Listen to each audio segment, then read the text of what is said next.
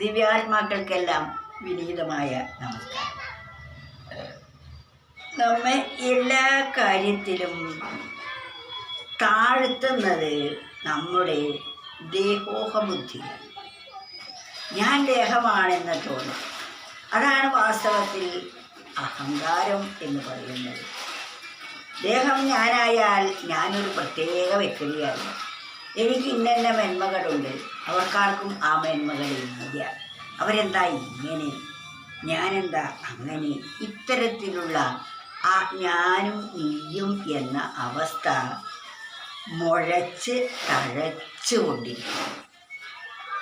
അതിനാണ് അഹം എന്ന് പറയുന്നത്. അതല്പം വളർന്നു കഴിഞ്ഞാൽ പിന്നെ നമ്മുടെ ബുദ്ധിയൊക്കെ വ്യാമിശ്രമായിരിക്കും, തെറ്റിദ്ധാരണകളെ കൊണ്ട് നിറഞ്ഞതായിരിക്കും. അതിനാൽ ഒരു കവി പറയുന്നത് കേൾക്കൂ: ചെറ്റഹം മുറ്റിത്തളർത്താൽ പിന്നെ തെറ്റും ശരിയും തിരിയാം. ഇല്ലാത്തതുള്ളതായി ഉള്ളതില്ലാത്തതായി വല്ലാത്ത മോഹത്തിലാകും. ഇത്ര വലിയ ഒരു സത്യമാണ് ഈ 4 വരികളിൽ കൂടി നമുക്ക് വരച്ചു കാണിച്ചു തരുന്നത്. ചെറ്റഹം മുറ്റി തഴച്ചാൽ, അഹം അല്പം വളർന്നു കഴിഞ്ഞാൽ, ചെറ്റ് പറഞ്ഞ കുറച്ച്, ചെറ്റഹം മുറ്റി, അത് തഴച്ച് വളരുന്നതിനാണ് മുറ്റി. ചെറ്റഹം മുറ്റി തടർത്താൽ പിന്നെ തെറ്റും ശരിയും തിരിയാം. അഹം അല്പം വളർന്ന് അത് പന്തലിച്ചു കഴിഞ്ഞാൽ പിന്നെ നമുക്ക് തെറ്റെന്താണ് ശരി എന്താണ് എന്നറിയില്ല. തെറ്റും ശരിയും തിരിയാം. തെറ്റാണെന്ത്, വേണ്ടതെന്താ, വേണ്ടാത്തതെന്താ, ചെയ്യേണ്ടതെന്താ, ചെയ്യാൻ പാടില്ലാത്തതെന്താ എന്ന് അഹങ്കാരം വന്നു കഴിഞ്ഞാൽ നമുക്ക് തിരിയാതെയാകും. അതാണ് ചെറ്റഹം മുറ്റി തണർത്താൽ പിന്നെ തെറ്റും ശരിയും തിരിയാം. മാത്രമല്ല അടുത്ത സ്റ്റെപ്പിലേക്ക് നാം കയറുകയായി. അതെന്താ? ഇല്ലാത്തതുള്ളതായി ഉള്ളതില്ലാത്തതായി വല്ലാത്ത മോഹത്തിലാകും.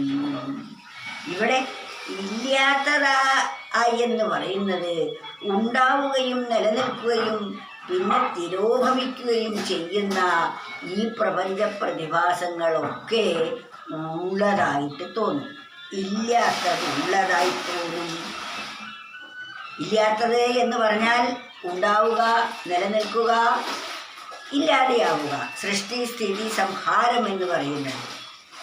അങ്ങനെയുള്ള അതാണ് ഇല്ലാത്തത് ഉള്ളതായി തോന്നും. ഇങ്ങനെ ഉണ്ടാവുകയും നിലനിൽക്കുകയും തിരോഭവിക്കുകയും ചെയ്യുന്ന വസ്തുവാണ് വാസ്തവത്തിൽ സത്യമായിട്ടുള്ളത് എന്ന് തോന്നും. ഇതൊക്കെ തന്നെയാണ് സത്യം, ഇതിലപ്പുറം വേറെ ഒരു സത്യമില്ല എന്ന് നമുക്ക് തോന്നും. അതാണ് ഇല്ലാത്തത് ഉള്ളതായി തോന്നും, ഉള്ളതില്ലാത്തതായി തോന്നും.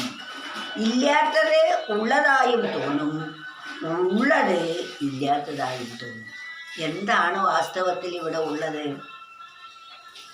ഈ പ്രപഞ്ചത്തിനൊക്കെ ആധാരഭൂതമായിരിക്കുന്ന ഒരു പരമചൈതന്യം ഇവിടെ ഉള്ളതാണ്. അതാണ് ഉള്ളത്. അതിൽ നിന്നാണ് ഇതെല്ലാം ഉണ്ടായത്. അതില്ലെങ്കിൽ ഇതൊന്നുമില്ല. അങ്ങനെയുള്ള അത് ഇല്ലാത്തതായി തോന്നും. ഈശ്വരൻ എവിടെ? ഈശ്വരൻ ഈ കാണുന്ന ഈ ജഗത്തല്ലേ സത്യമായിരിക്കുന്നത്? കാണാൻ കഴിയാത്തത് എങ്ങനെയാ ഉള്ളതായി അനുഭവമാകുന്നത്? അതില്ലാത്തതാണ്. ഉള്ളതില്ലാത്തതായി ഇല്ലാത്തത് ഉള്ളതായി നേരെ മറിച്ച് നമ്മൾ ധരിച്ച് ഇല്ലാത്ത ഈ പ്രപഞ്ച വസ്തുക്കളൊക്കെ സത്യമാണെന്ന് തെറ്റിദ്ധരിച്ച് ഇതിൻ്റെ ലഭ്യതയ്ക്കായി ഇതാണ് സുഖത്തിനും സുരക്ഷയ്ക്കും കാരണമെന്ന് ധരിച്ച് ഇതിനെ വാരിക്കൂട്ടാൻ തുടങ്ങുന്നു. ഇല്ലാത്തത് ഉള്ളതാണ് എന്ന് തോന്നിയിട്ട് ഉള്ളതായിരിക്കുന്ന ആനന്ദസ്വരൂപിയായിരിക്കുന്ന ആ പരമ്പൊരുളിനെ ഇല്ലാത്തതായി നാം ധരിക്കുകയും ചെയ്യുന്നു. ഉള്ളതില്ലാത്തതായി ഇല്ലാത്തതുള്ളതായി വല്ലാത്ത മോഹത്തിലാകും. വല്ലാത്ത മോഹത്തിലകപ്പെട്ട് പിന്നീട് ആ ജീവൻ തപിക്കുകയാണ്. ഉള്ളതെന്ന് തോന്നിയ വസ്തുക്കളെ പ്രാപിക്കാൻ വേണ്ടി അനവരതം പരിശ്രമിച്ചു, മഴവില്ലിനെ പിടിക്കാൻ ശ്രമിക്കുന്നത് പോലെ. ദാ പിടികിട്ടി എന്ന് പറഞ്ഞ് മഴവില്ല് നമുക്ക് കാണാം. റാ എന്നെഴുതിയതുപോലെ ആ ചക്രവാളത്തിൽ ആ മഴവില്ല് അതിമനോഹരമായി തോന്നും. അത് വളരെ അടുത്ത് നമുക്ക് കാണാൻ കഴിയും ചില സമയത്ത്. എന്നാൽ അതിനെ പെട്ടിയിലിട്ട് അടയ്ക്കാൻ പറ്റുമോ? എന്നാൽ അതിനെ പിടിക്കാൻ നമ്മൾ ശ്രമിച്ചാൽ അതൊരിക്കലും സാധ്യവുമല്ല. അങ്ങനെയുള്ള വസ്തുവാണ് വാസ്തവത്തിൽ ഈ ജഗത്തിൽ. അല്പസമയത്തേക്ക് മാത്രം നിലനിൽക്കുന്ന ഒന്നാണ് നമ്മുടെ ഈ ശരീരം പോലും. അതുപോലെ പ്രപഞ്ചത്തിൽ ഇന്ദ്രിയങ്ങളെ കൊണ്ട് അറിയപ്പെടുന്ന സർവ്വപദാർത്ഥങ്ങളും അപ്രകാരമാണ്. അതാണ് ഇല്ലാത്തത് എന്ന് പറയാൻ കാരണം.